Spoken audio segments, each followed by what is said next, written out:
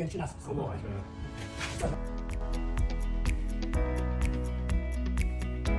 Ha jonivor, yaqinlashma kaning bor ekan.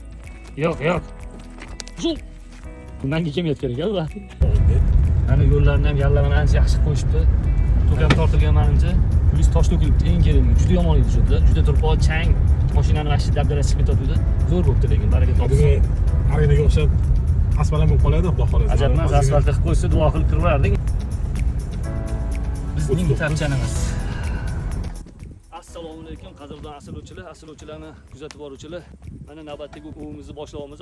2026-yil 29-iyun oyidamiz. Yallama eka oldik. Hammamiz biladigan. Har doimgidek o'zi orqa kadr bo'ladi. Qadrdonimiz orqa kadr deyiladi.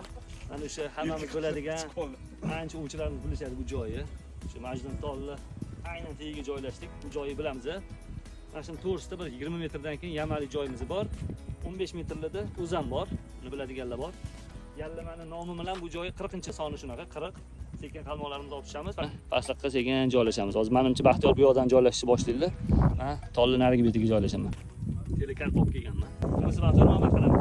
Eng zo'r bersa, Baxtiyor bilan qil bizni andishamizda endi qadrdonimiz. Eng zo'r bersan bugun nima qilamiz Baxtiyor? Chirizadin qadimiz xohlasiz. Bittasiz bittaman. Qalay bo'ladi?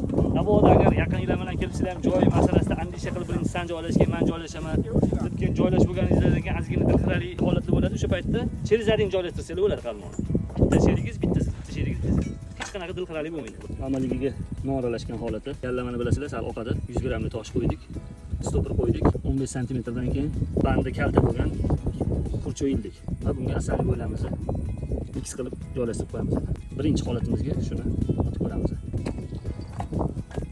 Asrlovchilar, hozir karpavikka feeder holatidagi montajini qildim. Bu montaj ham juda ham chiroyli ishlaydi. Tepadagi stopperni sal surib qo'yamiz orqaga. Chunki men o'ynash kerak ozgina. Bu yoqqa yurish kerak bu o'zimizda. Bu eslatib o'taman, feeder montaj faqat karpavikda.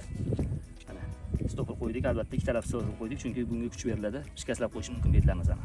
25 santimetrli pavodok Xitoy korobkali kurchoni 3 razmerligini taqib qo'ydim. Feeder montaj karpavikda. Ozgina amaliga mana bloklab olamiz. O'sha karmoviy johordan qo'lg'azamiz. Yallamani bilasizlar, oqadigan joy, hozir boqqanimiz bilan oqib ketaveradi. Johorni to'lg'izdik. Birinchi mamaligani plomba qilib oldim. Blokladim, johorni sepib qo'ydim. Endi asalli spreydan sepib qo'yamiz bunga johorga.